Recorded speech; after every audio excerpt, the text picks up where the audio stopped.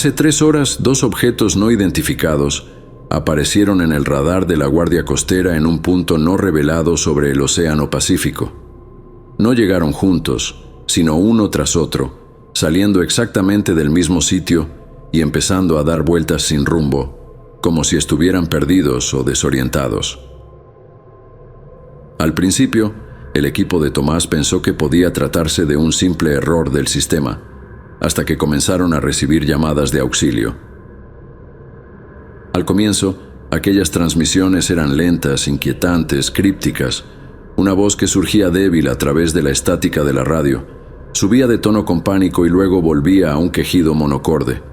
Se repetía una y otra vez, hasta que fueron capaces de distinguir algunas palabras. Unas tenían sentido y otras no. Tomás fue el primero en oír con claridad un Mayday.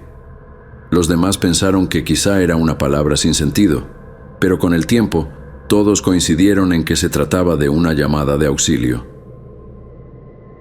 Como parte de la Guardia Costera, tenían la obligación de responder o investigar este tipo de sucesos, pero la llamada los asustó. Algunos se preguntaron si todo sería parte de una broma elaborada. Se apiñaron en el puente de mando y escucharon la radio durante largo rato, observando cómo los puntos en el radar se movían de un lado a otro, marcando su posición. Además, había algo que marcaba el radar, unas extrañas formas anómalas, sombras que interferían en el radar y se proyectaban como si se tratara de una alucinación, sin mencionar una extraña interferencia en la radio, como si una voz gutural y espantosa profiriera un canto.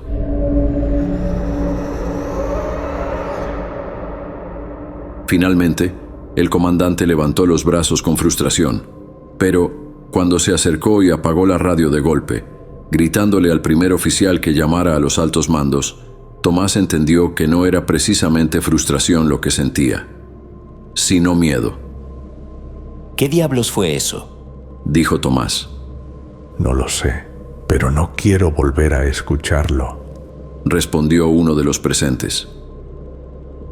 Al cabo de una hora, representantes misteriosos de los gobiernos de los Estados Unidos y del Reino Unido habían llegado en un gran helicóptero que aterrizó en la cubierta con sorprendente destreza. 3 hombres de traje descendieron acompañados de personal que parecía militar. Los escoltaron rápidamente hasta el puente para informarles de la situación. Tomás se quedó un poco atrás, abrumado por lo que ocurría, y al entrar, se encontró con una habitación llena de murmullos excitados. Los 3 hombres de traje estaban juntos, examinando unos cuantos documentos. Tras unos minutos, uno de ellos, el cual se llamaba Daniel, levantó la vista y se presentó ante todos, antes de decir: En 1948 y 1949, respectivamente, desaparecieron 2 vuelos de la British South American Airways sobre el Triángulo de las Bermudas. Sé cómo suena. La cuestión es que ambas desapariciones se declararon sin resolver. El Star Tiger desapareció el 30 de enero de 1948 y el Star Ariel casi exactamente un año después, el 17 de enero de 1949. En total, 51 personas se perdieron en esos vuelos y jamás volvieron a ser vistas. Hasta hoy, ambas desapariciones siguen sin resolverse. Sin embargo, hemos recibido cierta información que nos lleva a creer que esos 2 objetos son el Star Ariel y el Star Tiger. Hubo un instante de silencio y luego el murmullo volvió con más fuerza que antes. A su alrededor, Tomás vio expresiones de entusiasmo y miedo en los rostros de sus compañeros. El hombre levantó una mano y la sala se calmó un poco. Como dije, sé cómo suena. Sé que las Bermudas están a miles de millas de aquí, en otro océano. Y sé que surgirán muchas preguntas, algunas sobre lo posible y otras sobre lo imposible. Lo único que puedo decirles ahora es que los aviones están ahí, son reales, y procederemos a... Un sonido metálico interrumpió al hombre. Un par de trabajadores que estaban realizando mantenimiento dejaron caer un pesado taladro por accidente y miraron a Daniel con una mirada profunda. Acto seguido se disculparon y salieron de la habitación. Bien, creo que eso era todo. Hace poco más de 30 minutos, un barco de la NOAA, Administración Nacional Oceánica y Atmosférica, llegó al punto de reunión y se acercó lo suficiente para que algunos de sus miembros subieran a bordo. Parecían exhaustos. Informaron que estaban muy interesados en ayudar a obtener toda la información posible sobre el Ariel y el Tiger. Se acomodaron en el puente con sus propios instrumentos y datos, organizándose a su alrededor y entre el equipo de la Guardia Costera. Tomás se quedó junto a una geóloga marina, la doctora Carolina, que ayudaba a transcribir una serie de puntos que mapeaban la ruta ligeramente cambiante de cada objeto. Ella se presentó y empezaron a hablar, especulando sobre lo que podía estar sucediendo. A su alrededor, el constante ruido de máquinas y personas trabajando se fundía en una disonancia inquietante. De pronto, la puerta se abrió y Daniel entró. Observó la sala un momento antes de abrirse paso entre la multitud que rodeaba la mesa y acercarse a ellos. Acabo de recibir noticias sobre las imágenes satelitales. Dicen que los aviones, ambos, parecen estar completamente llenos de gente. Al menos el doble de la cantidad de personas que se perdió originalmente. Esto, por supuesto, es imposible. Pero 2 aviones que han estado desaparecidos desde los años 40 acaban de reaparecer a más de 3.000 millas de donde se esfumaron, intactos y con suficiente combustible para volar en círculos eternamente. Así que supongo que nada es realmente imposible. Dicho esto, hemos recibido órdenes directas de proceder con el reconocimiento inmediato. ¿Qué significa eso? La voz de alguien resonó, aguda y con miedo. Significa que los obligaremos a descender, con cuidado, abordaremos y averiguaremos qué demonios está pasando. ¿Lo haremos nosotros?, preguntó Tomás. Carolina negó con la cabeza con un gesto definitivo. No, esta vez no iré. Yo me quedo aquí. Daniel mantuvo el contacto visual con Tomás, pero sonrió con ironía ante las palabras de ella. ¿Y tú, amigo? ¿Te apuntas?, dijo mirando a Tomás. Él le devolvió la mirada, pensativo antes de asentir con determinación. Daniel solo sonrió ampliamente. Bien, entonces será mejor que te prepares.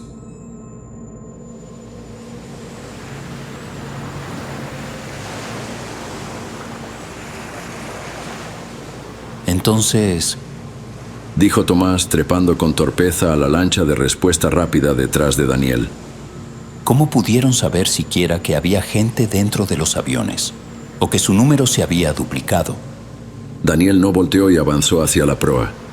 Ambos llevaban unos trajes de neopreno extraños que parecían proteger de algo más que solo el agua. ¿Has oído hablar del X-37B? Preguntó Daniel por encima del hombro. Negativo, respondió Tomás, mientras observaba a 3 hombres levantar un cajón de aspecto pesado por la borda, colocándolo a estribor. Bueno, digamos que tengo acceso a algunos proyectos interesantes, y pude asegurar el uso de uno de ellos para obtener más datos sobre los aviones. Información como escaneos infrarrojos realizados durante cierto periodo, que mostraban que efectivamente había figuras en su interior. Muchas. Y todas se movían.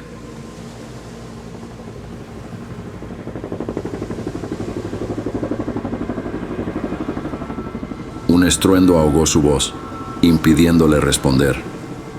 Tomás alzó la vista y vio cómo el enorme helicóptero, al que Daniel llamaba el Osprey, sobrevolaba sus cabezas antes de virar en dirección a donde estaban los aviones.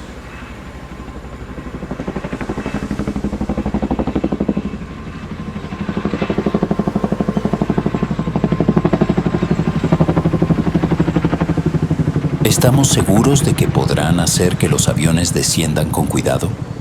¿Y cómo diablos harán para meterse en el interior? Daniel miraba el helicóptero con cierta añoranza. No los subestimes todavía. Son los mejores del mundo.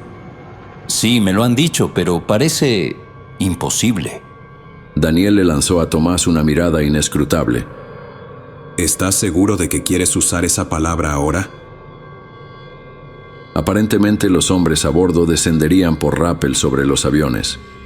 De alguna manera los abordarían y comenzarían a someterlos para hacerlos amerizar, tratando a la vez de mantenerlos relativamente intactos. Sonaba impresionante, sí, pero a Tomás le parecía totalmente inverosímil, así que cuando 30 minutos después recibió el aviso de que habían logrado abordar y empezaban el descenso de los aviones, casi no pudo sostener la mirada de David, quien sonreía con superioridad a su lado. Al principio, las palabras de los hombres que estaban piloteando los aviones tenían sentido, y Tomás observó cómo cada uno descendía muy despacio hacia el océano. Pero conforme pasaba el tiempo, esas palabras se volvían cada vez menos lógicas, y lo que empezó como una narración coherente de sus acciones se transformó en un puñado de palabras sueltas, ininteligibles y extrañas, casi como otro idioma. Quienes estaban a bordo de la lancha junto a Tomás y Daniel escuchaban aquellas voces con gesto serio. Sus réplicas se iban apagando, disipándose en ráfagas extrañas que salían del pequeño altavoz. Parecía que intentaban razonar con alguien o con algo. En el aire podían ver ambos aviones dando vueltas sobre ellos, acercándose a las profundidades insondables, y contuvieron la respiración cuando el primero tocó el agua, seguido del segundo. Uno aterrizó con más suavidad, deslizándose lentamente hasta detenerse. El otro rebotó 1, 2 veces, antes de asentarse por fin, enviando ondas que hicieron que la lancha se meciera. De pronto, sin previo aviso, un sonido inquietante surgió de la radio. Quizá eran gritos o llantos o ambas cosas, y entonces irrumpió con más fuerza que antes una voz grave hablando ese idioma semicomprensible. Daniel ladeó la cabeza, entrecerrando los ojos, y se incorporó de golpe. Lo están hablando al revés. Es un idioma al revés. Alguien está grabando esto, ¿verdad?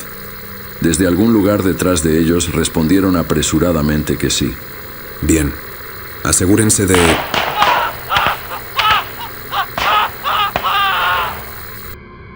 Pero lo que estaba por decir se vio ahogado por lo que sonó como disparos, más gritos y, de repente, silencio. Ese silencio invadió la lancha, como si absorbiera todos los sonidos. Y Tomás y los demás se quedaron mirándose unos a otros con ojos muy abiertos y asustados. Tras unos instantes, un pitido irrumpió el mutismo y uno de los hombres contestó rápidamente su teléfono satelital. Escuchó brevemente antes de anunciar que procederían con la investigación.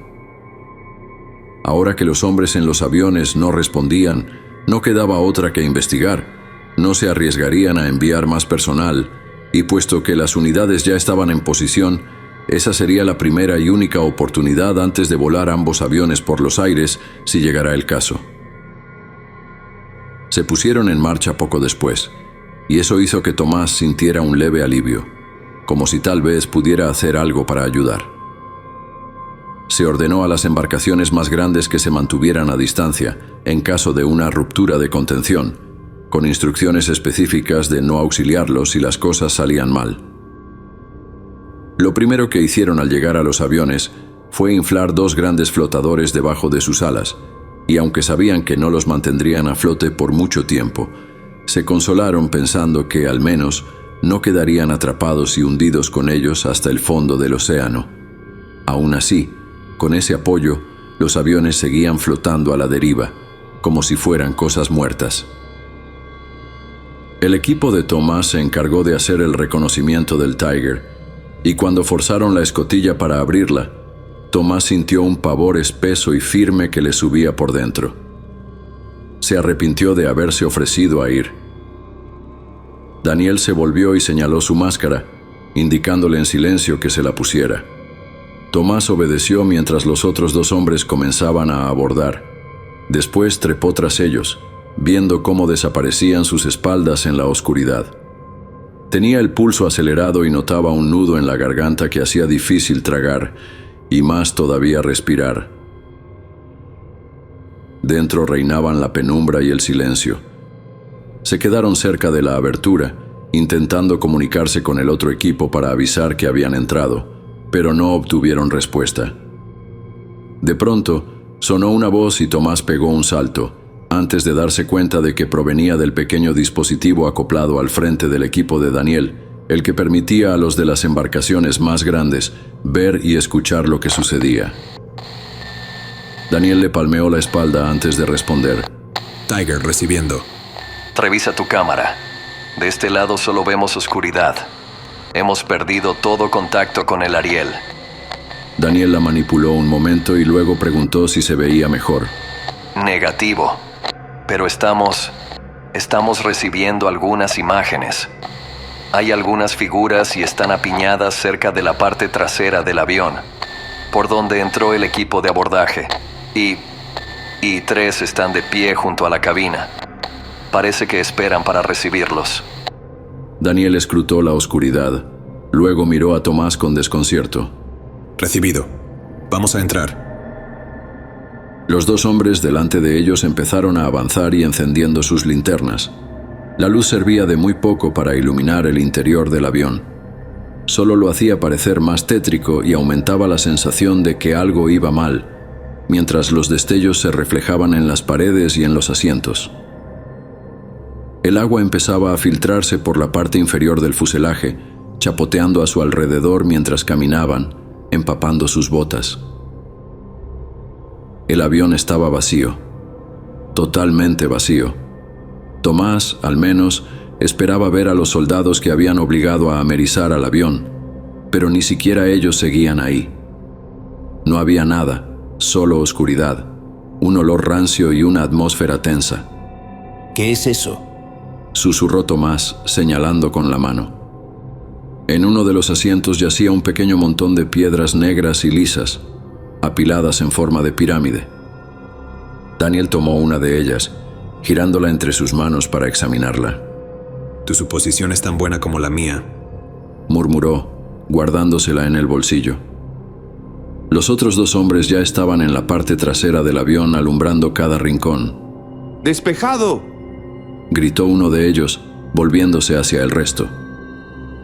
Daniel abrió la boca, quizá para responder, pero lo interrumpió otra voz que salió del dispositivo. ¿Están viendo eso? ¿Qué? Se están apiñando alrededor. Podemos verlos moviéndose. Están ahí, tan claros como el día.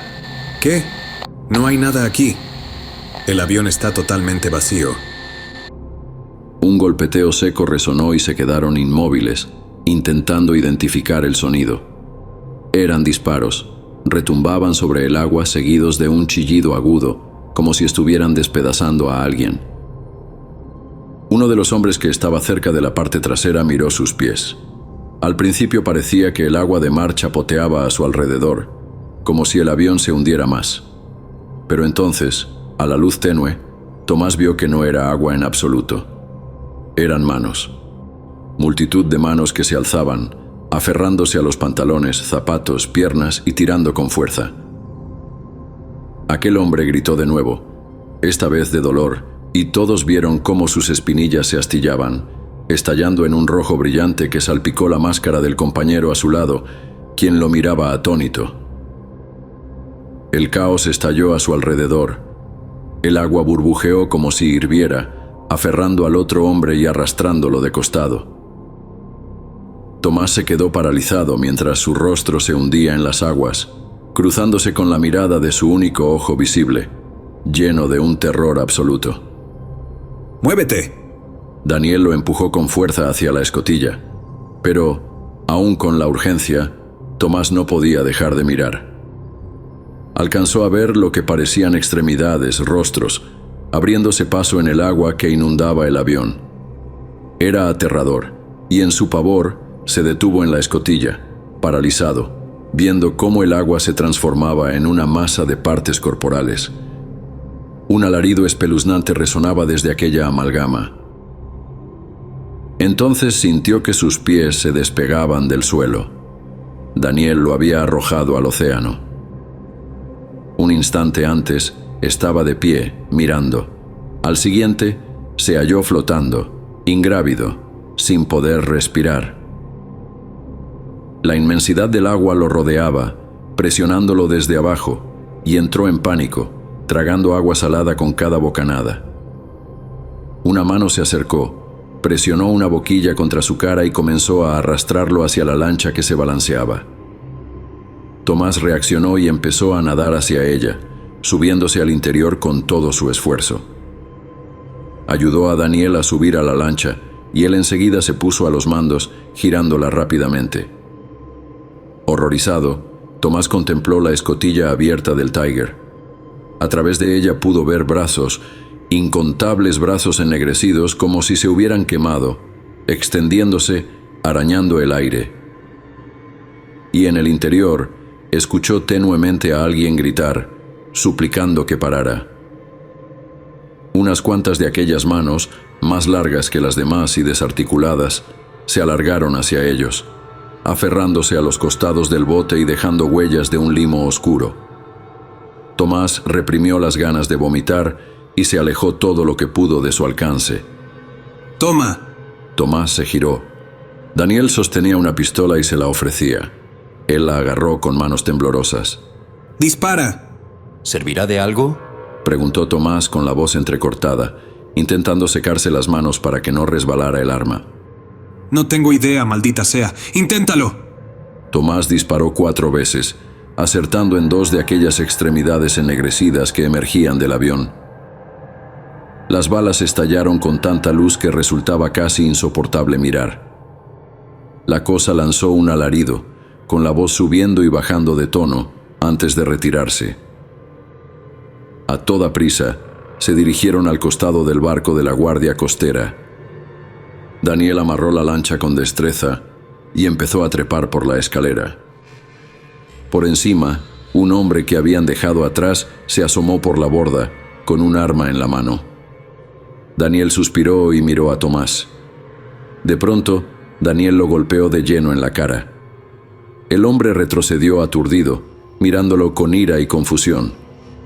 Daniel volvió a golpearlo y el tipo se desplomó contra la barandilla, inconsciente. Lo siento, murmuró, quitándose la máscara y tirándola a un lado antes de correr hacia la banda de estribor. Tomás echó un vistazo al hombre caído un segundo, luego se quitó también la máscara y lo siguió. Daniel estaba arrodillado junto a aquel cajón pesado, ahora abierto, y ensamblaba con rapidez un cilindro largo y grueso. Solo cuando se lo echó al hombro y disparó, Tomás se dio cuenta de que era un maldito lanzacohetes.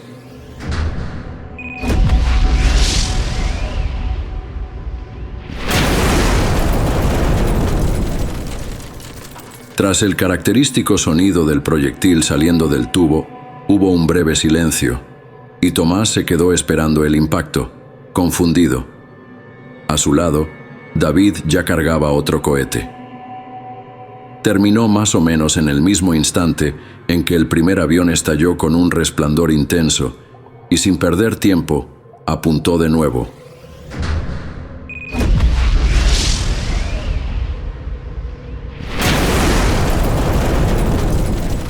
Otro sonido. Después de un breve lapso, el segundo avión corrió la misma suerte. Daniel dejó el lanzacohetes y se incorporó. Fuego, dijo, mirando los 2 aviones ardiendo. Las llamas se elevaban hacia el cielo oscuro, mezclándose con la puesta de sol. el fuego es increíble. Tomás lo observó. Luego dirigió la mirada a los aviones, sin saber qué decir. Poco después, varios hombres con trajes de descontaminación se los llevaron a una cámara improvisada para limpiarlos. ¿Qué demonios acaba de suceder?, preguntó Tomás una vez en la cámara. Las cosas esas no pertenecían a este mundo. No me podía arriesgar a que salieran, aunque no sé si murieron o se sumergieron al océano. Un pitido agudo resonó en la sala, seguido de un chorro constante de agua mezclada con gas que descendió en cascada desde pequeños orificios en el techo. Una mezcla de vapor y rocío los envolvió por completo, llenando la sala con un olor químico penetrante que hizo que Tomás contuviera la respiración instintivamente. Estaban siendo descontaminados de cualquier posible contaminación desconocida que hubieran contraído durante la misión. Tras unos minutos, el proceso finalizó con un ruido mecánico al cerrarse las válvulas y las puertas se abrieron con un chirrido metálico.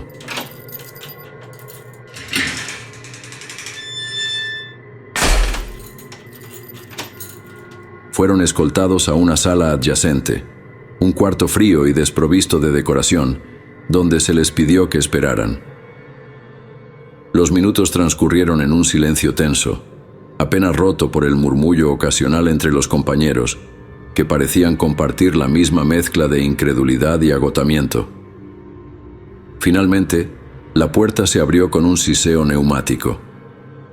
Un hombre de complexión robusta, vestido con un traje impecable, entró acompañado por 2 agentes de seguridad que llevaban armas visibles en sus cinturones. En sus manos sostenía un dispositivo rectangular, una especie de grabadora de aspecto militar, que colocó con cuidado sobre la mesa frente a ellos antes de hablar. Señores, necesitamos su cooperación total para esclarecer lo ocurrido. Cada detalle, por insignificante que parezca, será crucial, dijo el hombre con un tono autoritario, pero no carente de un dejo de cansancio. Su mirada recorría el rostro de cada uno como si intentara medir sus reacciones. ¿Qué necesitas saber exactamente?, preguntó Daniel con toda la calma del mundo. Lo que ocurrió ahí dentro. Perdimos todo contacto visual cuando aparecieron las figuras en el espectrograma de las cámaras. No vimos ni escuchamos nada después de eso, así que necesito que nos cuenten todo. Daniel lo miró pensativo y recordó lo ocurrido dentro del avión, y empezó a relatar lo que recordó con lujo de detalles. El hombre se encargó de grabar la conversación. Lo que había ahí dentro desafía cualquier lógica conocida, dijo Daniel con un temblor en la voz que contrastaba con su usual aplomo. Era algo que no pertenecía a nuestra realidad, ni a este mundo. Parecía salido de una película de ciencia ficción con efectos visuales impecables, pero lo que vimos nos heló hasta los huesos. Era una masa amorfa, un horror compuesto por largas manos retorcidas, torsos incompletos, cabezas deformes que parecían intentar gritar sin emitir sonido alguno, y tentáculos negros como el abismo que se retorcían con una malevolencia palpable. Hacían más que ocupar el espacio, lo invadían. Era como si las paredes metálicas del avión y el agua misma dieran a luz a esa abominación, como si el lugar hubiera sido transformado en un portal hacia el caos absoluto. Intentamos movernos, pero cada paso parecía ralentizado por una fuerza invisible, como si el propio aire conspirara contra nosotros. Lo que realmente me marcó, continuó Daniel bajando la mirada al suelo, fue el momento en que vi esas caras en la masa. Parecían estar vivas, conscientes, retorciéndose con un sufrimiento que no era de este mundo. Esos ojos, cuando los había, no miraban, sino que parecían devorar todo lo que veían. ¿Y usted qué me dice, señor Tomás? ¿Yo? No lo sé. Un momento estuve en el interior del avión. Al siguiente, Daniel me arrastraba por el agua hacia la lancha. Aún me cuesta asimilar lo que vi en ese lugar. El hombre miró a Tomás y Daniel, asintiendo levemente con una expresión grave. Luego se levantó, agradeciéndoles brevemente, y salió de la habitación con pasos firmes, anunciando que en unas horas podrían salir y serían llevados a tierra firme para firmar algunos acuerdos de confidencialidad. La atmósfera en la habitación se mantuvo pesada tras su partida, con un silencio incómodo entre los presentes, mientras la incertidumbre sobre lo que sucedería a continuación llenaba el espacio.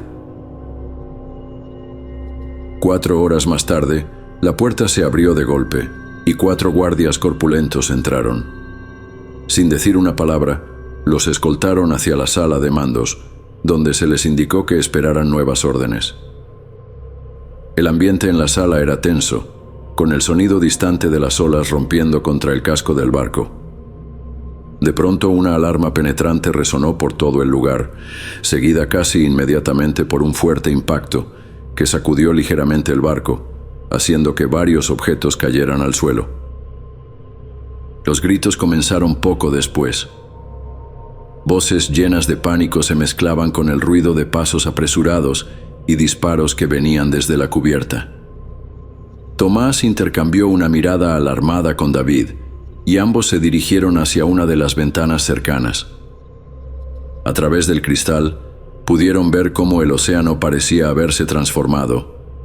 El agua, antes azul profundo, ahora era de un negro antinatural, denso y opaco, como si estuviera vivo. Un grito desgarrador rompió la tensión, seguido de la voz de alguien que chillaba con desesperación. ¡Están trepando! ¡Las manos! ¡Los tentáculos! ¡Nos están alcanzando! Tomás sintió un escalofrío recorrerle la espalda mientras observaba cómo múltiples extremidades negras, grotescas y retorcidas emergían del agua, aferrándose al casco del barco.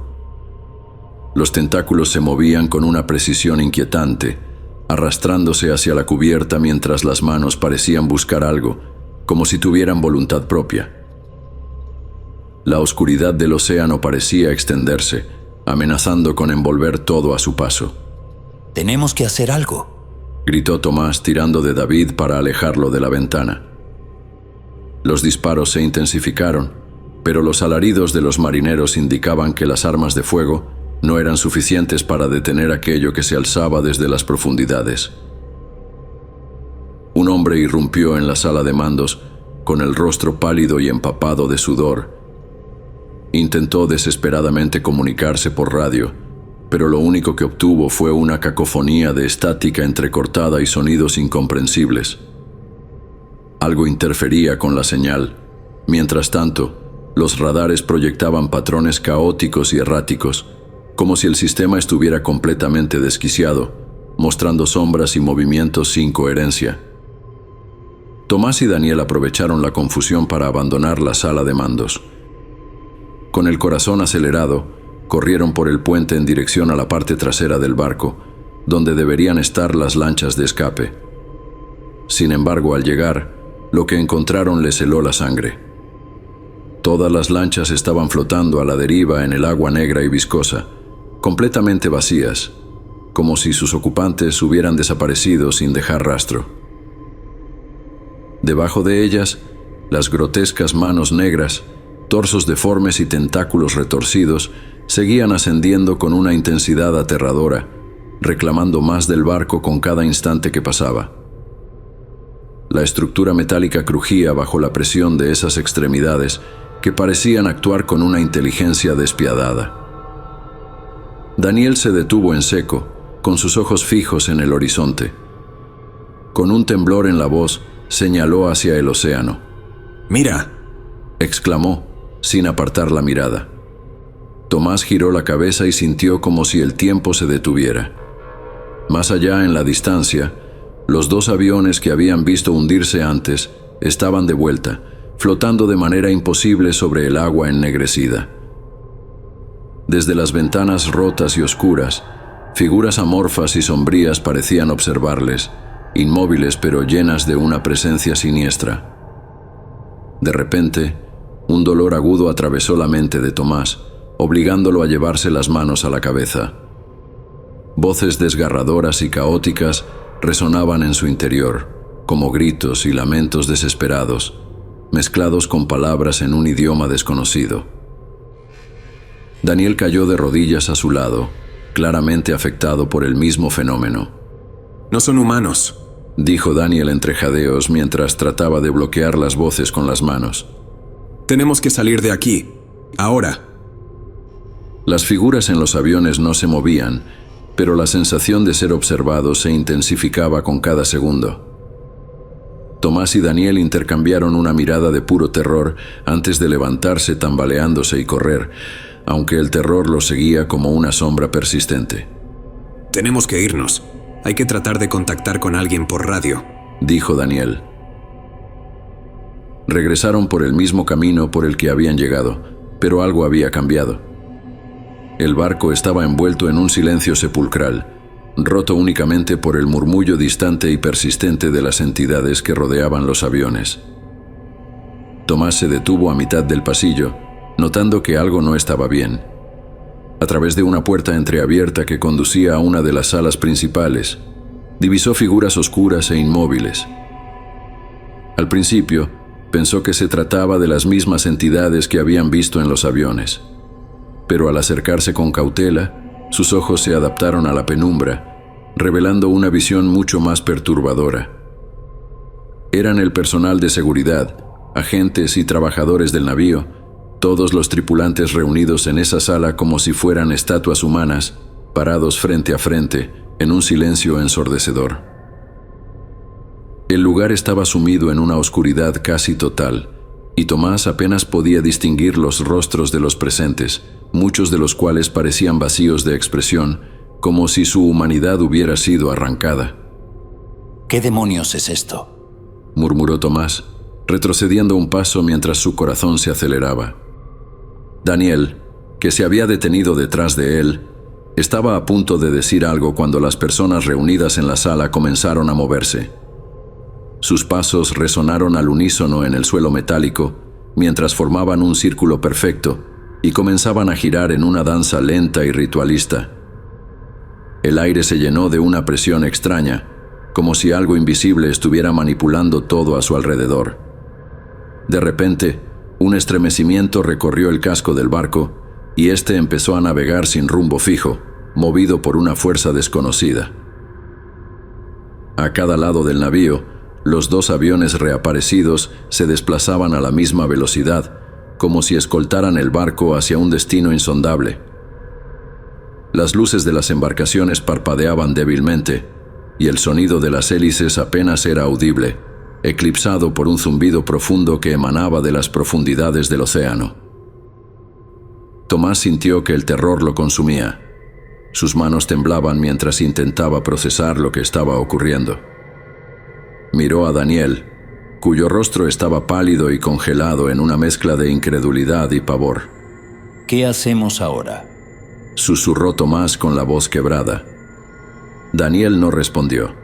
Sus ojos estaban fijos en los tripulantes que seguían girando, sus movimientos cada vez más rápidos, mientras una energía oscura y palpable comenzaba a llenar la sala.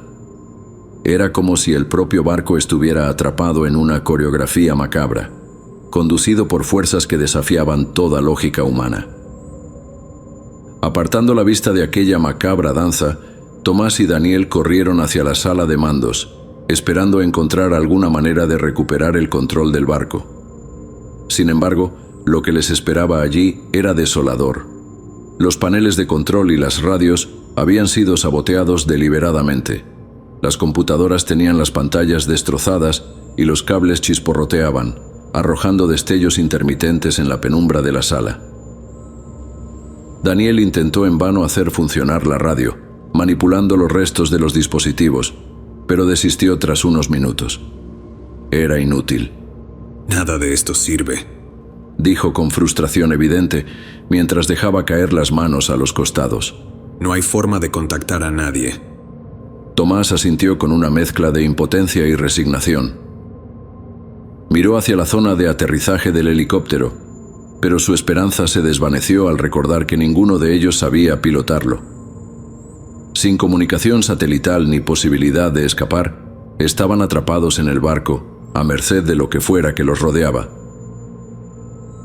Se dejaron caer al suelo exhaustos, permaneciendo en un silencio cargado de tensión.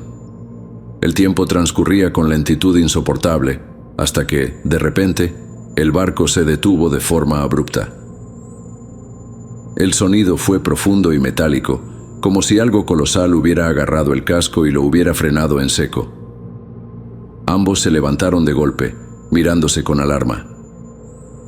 Tomás fue el primero en avanzar hacia una ventana cercana. Sus ojos se agrandaron por el terror al ver lo que había ante él.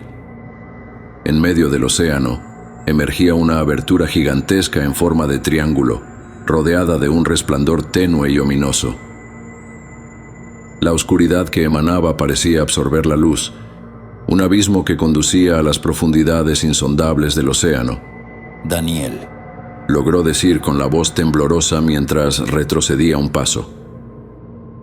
Daniel, al notar el rostro pálido de su compañero, se acercó rápidamente a la ventana. Su mandíbula cayó mientras observaba la escena. Frente a ellos, el triángulo parecía pulsar con una energía siniestra, y una extraña corriente arrastraba el barco hacia el borde, como si fuera un sacrificio ofrecido a lo desconocido. No puede ser real, murmuró Daniel, incapaz de apartar la mirada.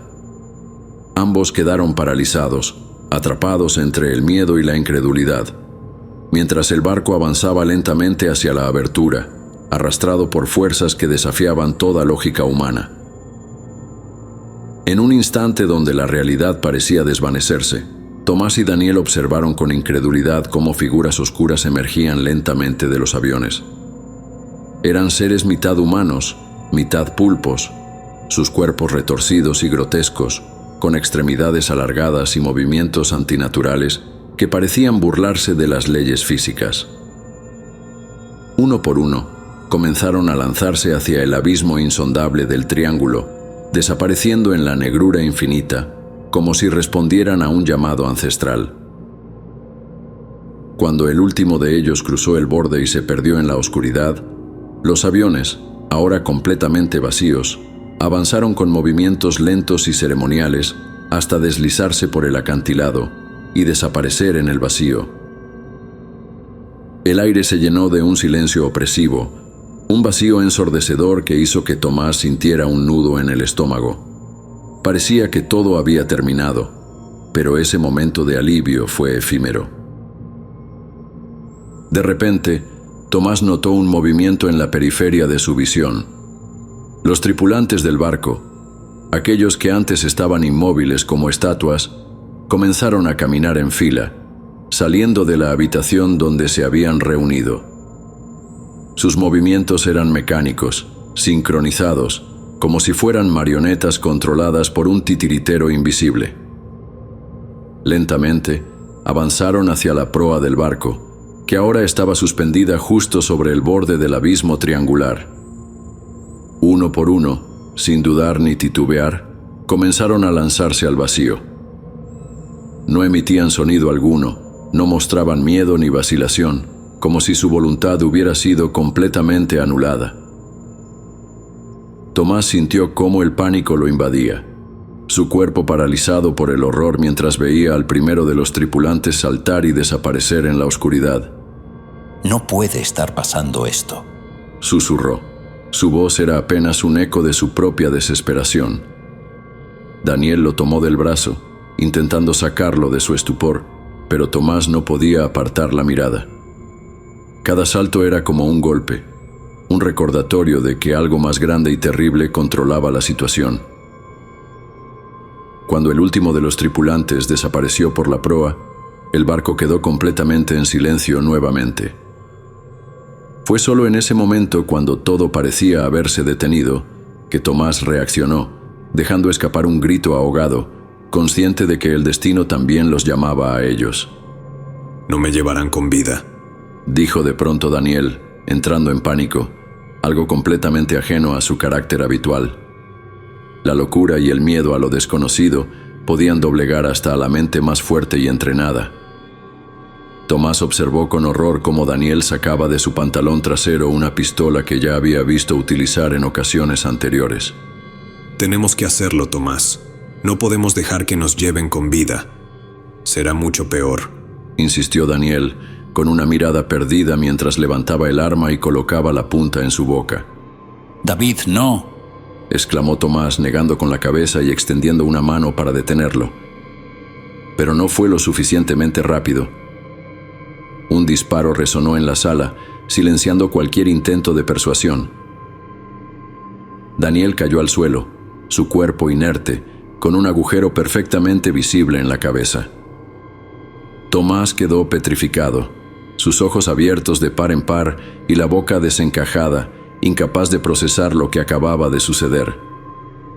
Su mente giraba entre el shock y la incredulidad, cuando de pronto, un sonido escalofriante llenó el espacio. Una risa profunda y demoníaca que resonaba desde algún lugar del barco, burlándose de su impotencia. Pero lo más aterrador aún estaba por venir. Después de unos minutos de silencio que parecieron eternos, el cuerpo de Daniel dio una sacudida violenta.